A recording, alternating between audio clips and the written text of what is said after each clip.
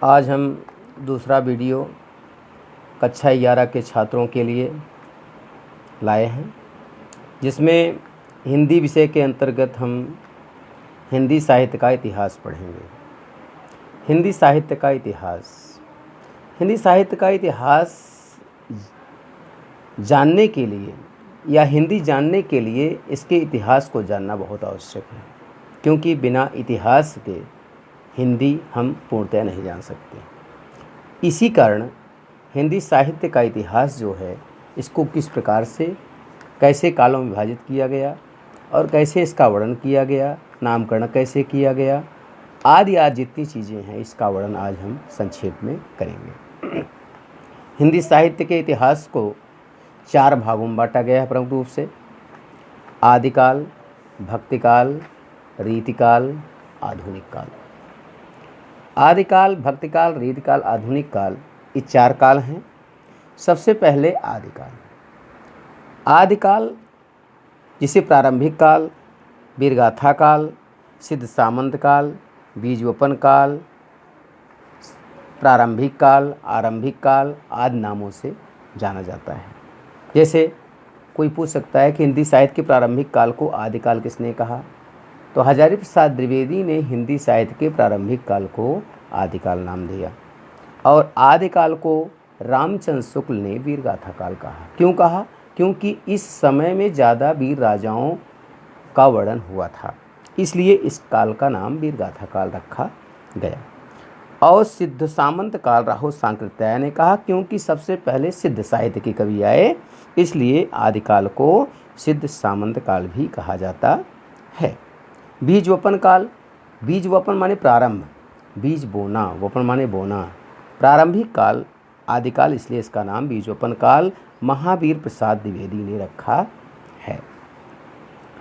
आदिकाल के कुछ कवि हैं, जैसे शरपा, शवरपा, लुइपा, ऐसे आदि कवि हैं। इन कवियों की संख्या 84 थी। सिद्धों की संख्या टोटल 84 थी। और शरपा हिंदी के पहले कवि माने जाते हैं, जिनकी रचना है दोहा कोश।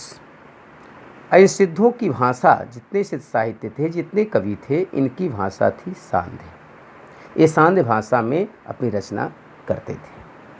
फिर आपका आदिकाल के बाद आता है भक्तिकाल। भक्तिकाल। भक्तिकाल हिंदी साहित्य का एक ऐसा काल है जिसमें ईश्वरीय गाथा का वर्णन अत्यधिक किया गया है, इसीलिए भक्तिकाल को स्वर्णकाल कहा जाता है।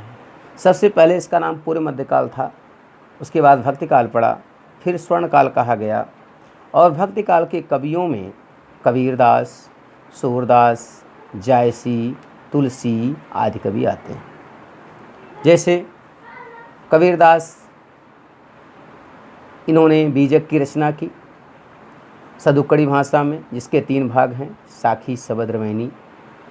जायसी, इनकी रचना पद्मावत है, अखरावट है, आखिरी कलाम है, इन्होंने अवधी भाषा में रचना किया।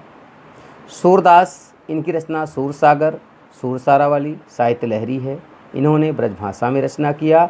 और हमारे प्रमुख कवि, जिन्हें कवि शिरोमणि कहा जाता है, तुलसीदास, इन्होंने ब्रज और अवधी 2 भाषाओं में 12 रचनाएं की, जिनमें रामचरितमानस, विनय पत्रिका, बैराग संदीपनी, कवितावली, गीतावली, दोहावली, कृष्ण गीतावली आदि प्रमुख रचनाएं हैं।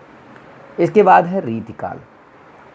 रीतिकाल परंपरा के आधार पर इसका नाम रीतिकाल पड़ा।